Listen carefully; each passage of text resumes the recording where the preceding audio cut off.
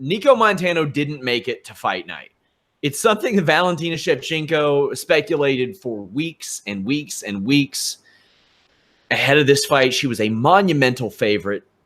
Valentina Shevchenko showed up and made weight, but Nicco Montano was sent to the hospital and subsequently stripped of the UFC Flyweight Championship that she won on a reality show by beating a person who didn't make it to the finals to begin with. There was already plenty of shadiness going on here.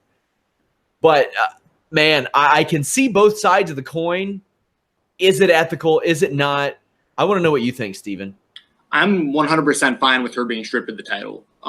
Now, I will say, I know people are kind of jumping on the UFC. I mean, there's people on both sides of it, but there's people jumping on the UFC saying, like, well, look at, what they do. They put people like, they put Tyron Woodley up there against Darren Till just because they need to fill a pay-per-view spot. It should have been Colby Covington. Like the UFC is pulling these strings that the fans don't like. And I think a lot of people, I saw a lot of backlash on both sides. People that wanted her to be stripped and people thought that UFC was abusing their power. I even saw people talking about like Project Spearhead and how get involved in that and what happens.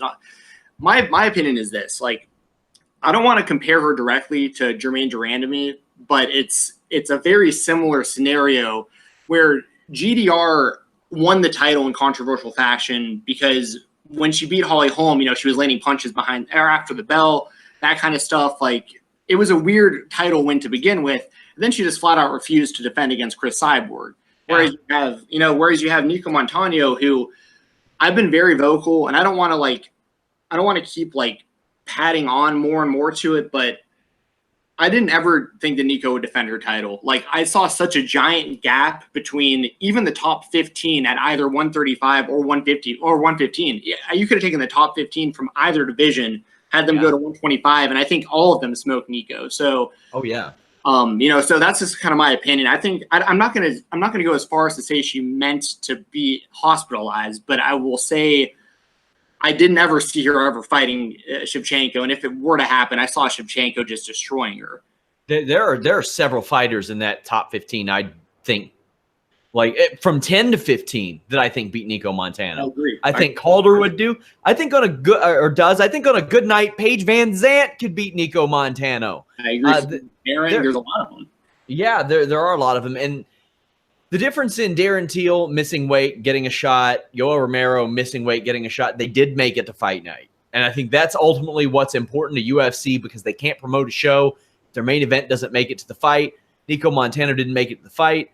And after tonight especially, if I'm Joanna Jędrzejczyk, I'm saying, all right, I'll take that fight now because you got Tatiana Suarez and you have Jessica Andrade who said, hit the bricks, Joanna, go visit 125. And really solidified themselves, and a lot of people doing the right things in that division. We'll talk more about that later. But Nicco Montano stripped of the championship. Shevchenko was not amused, to say the least.